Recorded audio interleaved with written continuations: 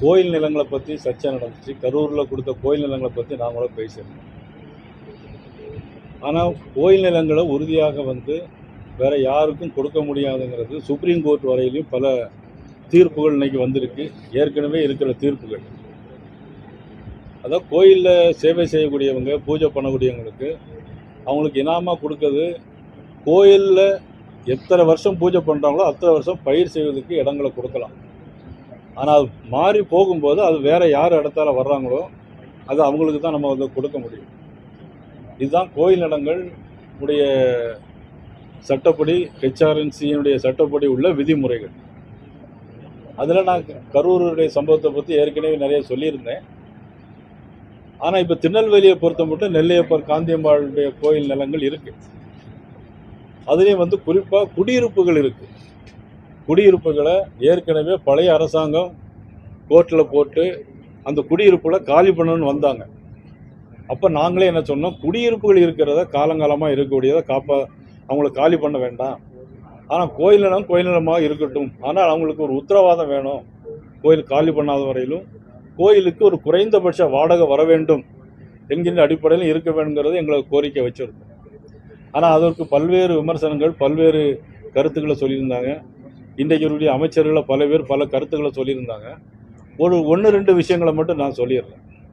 அதாவது 1947 தென்கரை திருமூலநாதசுவாமி கோயில், மதுரை மாவட்டம், 80 வருஷமாக அவங்க வச்சுருந்தாங்க.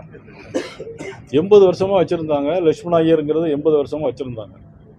1968 சுப்ரீம் கோர்ட்டில் அது தீர்ப்பு யாருக்குன்னா கோயிலுக்கு தான் இடம் சொந்தமே தவிர 80 வருடம் வைத்திருந்தாங்க அப்படிங்கிறது யாரும் அதில் சொல்லலை. சுப்ரீம் கோர்ட் தீர்ப்பே அதில் முடிஞ்சு போச்சு.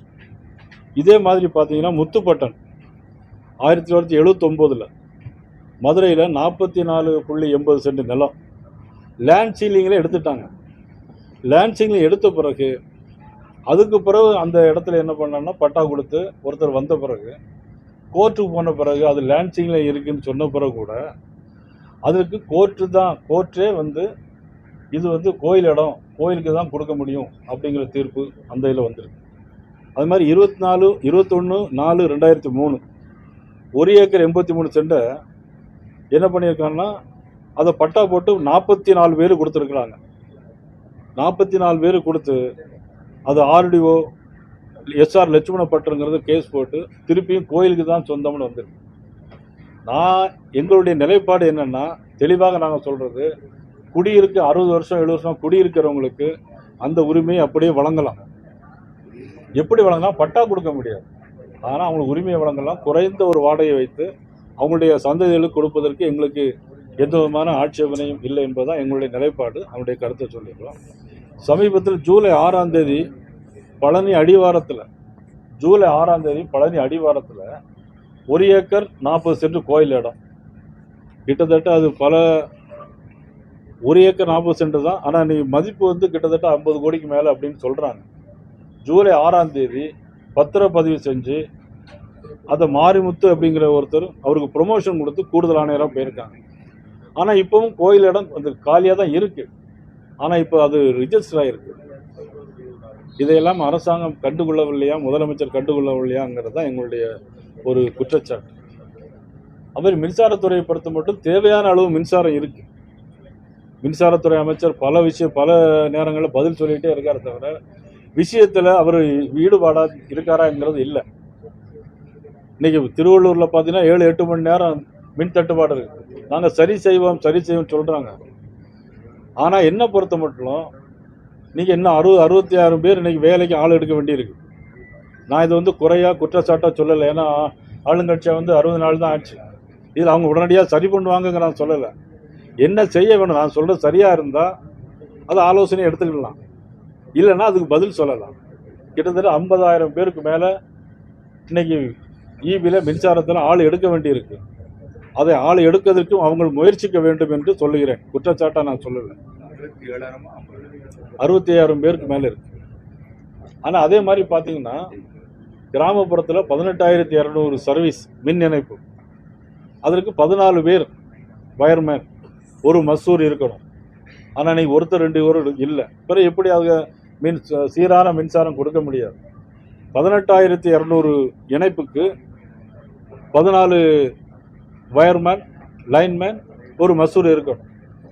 அதே மாதிரி கிராமப்புறத்தில் பார்த்தீங்கன்னா 100 டிரான்ஸ்ஃபார்மருக்கு 14 வயர் லைன்மேன், ஒரு மசூர் இருக்கணும். ஆனால் இன்னைக்கு இல்லை.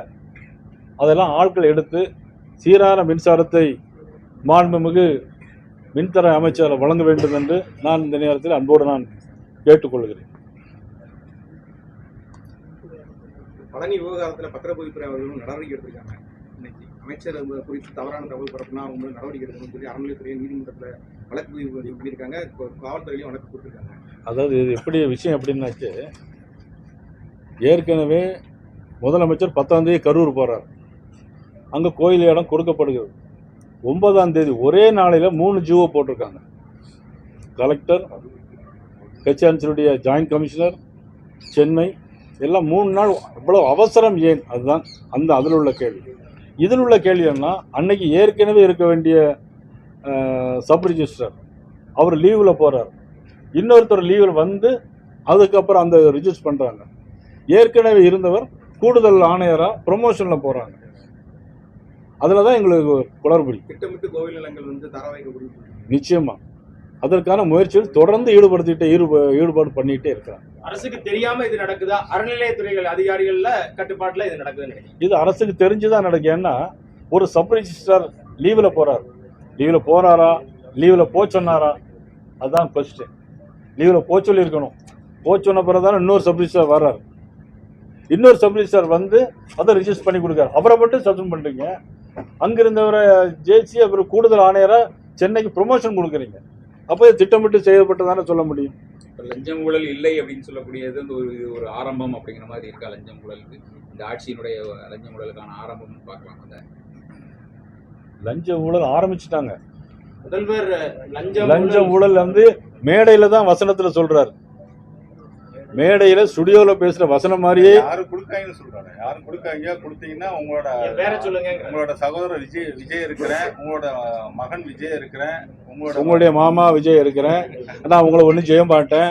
டாஸ்மாகில் வந்து எல்லாரும் பிள்ளைகள் போராடினா அந்த 50 பிள்ளைகள் போட்டு நான் லத்தி சார்ஜ் பண்ணுவேன், இப்படிலாம் சொல்லுவார். அவர் லைவ்ல தானே போயிட்டு இருக்கு. இப்படி தான் சொல்லுவார். இல்லை, சினிமா வசனத்தை எத்தனை நாளைக்கு ஓட்டிட்டு இருக்க முடியும்? இது மாதிரி பிரஸ்ல கூப்பிட்டு நீங்க கேட்குற கேள்விக்கு பதில் சொல்ல வேண்டியதானே, நேரடியாக பதில் சொல்ல வேண்டியதானே.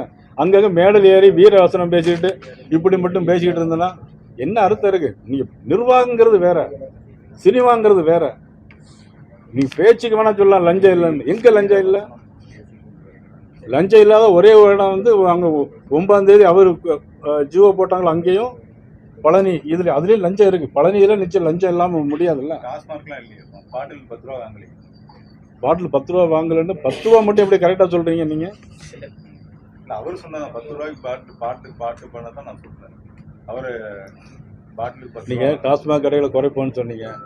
டாஸ்மாக் 50 பிள்ளைகள் அரியலூர் மாவட்டத்தில் கோடாலி கிராமத்தில் பிடிச்சி தள்ளுமுள்ளு 50 பிள்ளைகள் அங்கேயும் விரட்டி காவல்துறை அடிச்சிருக்கான்.